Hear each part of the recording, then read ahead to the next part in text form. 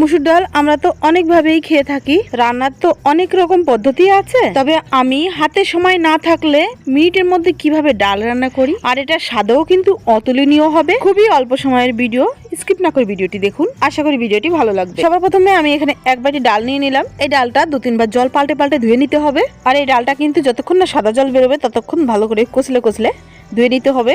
এখানে ডালটা কিন্তু আমি খুব সুন্দরভাবে ধুয়ে নিছি। আর এদিকে নিয়ে নিলাম একটা প্রেসার কুকার। গ্যাসের ফ্লেম অন করে আমি প্রেসার কুকারটা বসিয়ে দিলাম। 2 চা চামচের মতো সরষের তেল দিয়ে দিলাম 5 ফোড়ন, দিয়ে দিচ্ছি 2টো শুকনো লঙ্কা মাঝখান দিয়ে ভেঙে, একটা রসুন আমি খোসা ছাড়িয়ে কুচি করে দিয়ে দিচ্ছি। রসুনটা হালকা ভাজা ভাজা হয়ে আসলে দিয়ে দেবো 1 বাটি মতো পেঁয়াজ কুচি, সাথে 5 থেকে 6টা লঙ্কা মাঝখান দিয়ে চিড়ে দিয়ে দেবো। সবই আমি হালকা একটু ভেজে নেব। পেঁয়াজটা যাতে তাড়াতাড়ি ভাজা হয় তার জন্য আমি 1 চা চামচ লবণ দিয়ে দিচ্ছি। এই লবণটা দেওয়ার ফলে পেঁয়াজ থেকে কিন্তু জলটা ছেড়ে দেবে আর পেঁয়াজটা তাড়াতাড়ি ভাজা হবে। মানে পুরোপুরি ভাজার দরকার নেই, হালকা একটু ভেজে নিলেই হবে। দিয়ে দিলাম পরিমাণ মতো হলুদ। এবারে এগুলো একটু নেড়েছে আমি 1 বাটি টমেটো কুচি দিয়ে দিচ্ছি। টমেটোটা দেওয়ার পরে হালকা একটু ভেজে নিয়ে আগে থেকে ধুয়ে রাখা মুসুর ডালটা দিয়ে দেবো। ডালটা দেওয়ার পরে আরও একটু হালকা করে ভেজে নিতে হবে।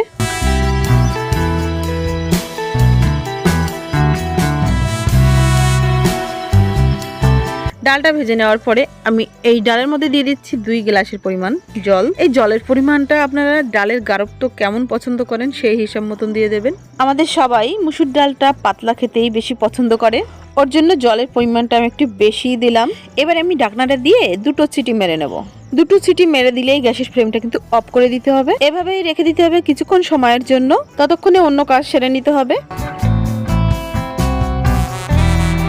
এতে কিন্তু আর কোনোই কাজ নেই, ডালটা কিন্তু রেডি হয়ে গেছে। আর এই ডালটা কিন্তু অনেক স্বাস্থ্যকর একটা ডাল তৈরি হয়ে গেল, আর খেতেও কিন্তু খুবই ভালো লাগে।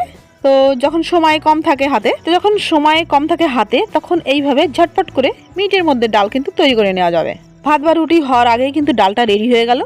কিছুক্ষণ পরে প্রেসারের মুখটা যখন খুলবে তখন সামান্য একটু জিরে ধনের পাউডার দিয়ে হাতার সাহায্যে গুলে নামিয়ে নিতে হবে। তো বন্ধুরা, ডালটার কালার এবং টেক্সচার দেখেই বুঝতে পারছেন যে ডালটা কত সুন্দর হয়েছে।